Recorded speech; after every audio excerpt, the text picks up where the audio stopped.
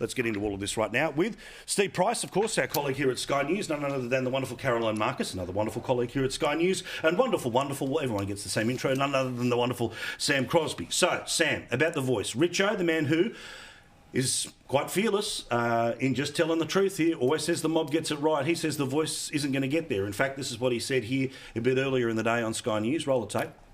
Polling has softened quite dramatically for the yes vote. There's no doubt about that, Graham.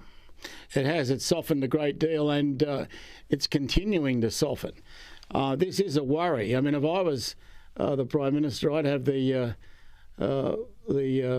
vote on this yesterday, because with every passing moment, it seems, the chances of it being successful are diminishing, and that's got to be a real worry for the government.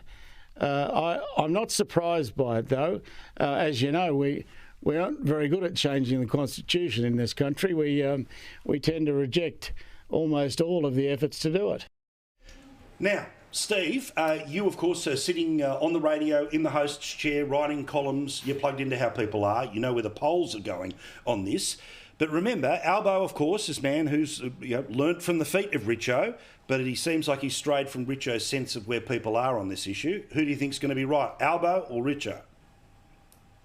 Oh, Richo, 100%, I think. I mean, that poll you referred to and everyone's talking about now, you've got to see where the no voters has turned and the yes voters dived, and the three states are Queensland, South Australia and WA. And what do those three states have in common? Well, they have the largest real Indigenous populations in Australia. It's not inner city Sydney or Melbourne. It's the states where they have remote Indigenous communities where life is pretty miserable for a lot of people. And I don't think that those states believe that that's going to help that problem. And so they've turned. And you've got to get a double majority to get a referendum up. You've got to get a majority overall, and you've got to get a majority of the states. And if those three states stay the way they are, Paul, it's not going to happen. Now, again, we talk about The Voice almost too much because that's the plan to try to distract us from other issues. But so I want to ask different versions, not of the advocacy of yes or no, but some of the machinery here. The decision to put this in October or November, and again, I pointed out that from 0 to votes counted, it's 33 days in a federal election, with much more complexity than basically the question that gets put before us with a referendum. So even if it's 60 days, but we're talking now at 90, 120 days, obviously Albanese's play, or those that the yes teams play, is that now it's all full on. Anyone who's got access to a microphone will say yes. Anyone with access to a billboard will say yes. The vibe will end up getting reinvigorated and we get there. But what about the length of time? Do you think that it makes it louder for the yes case to swamp with emotion, or easier for the no case to go, okay, enough, mate, we've talked about this for a year?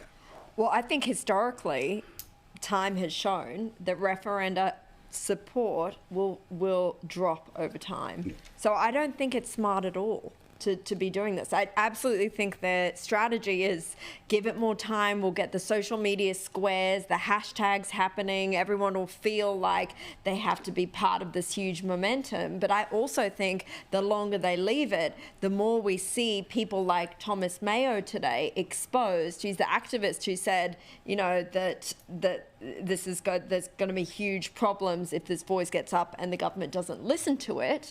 We see more truth exposed, and people will eventually be more and more turned off.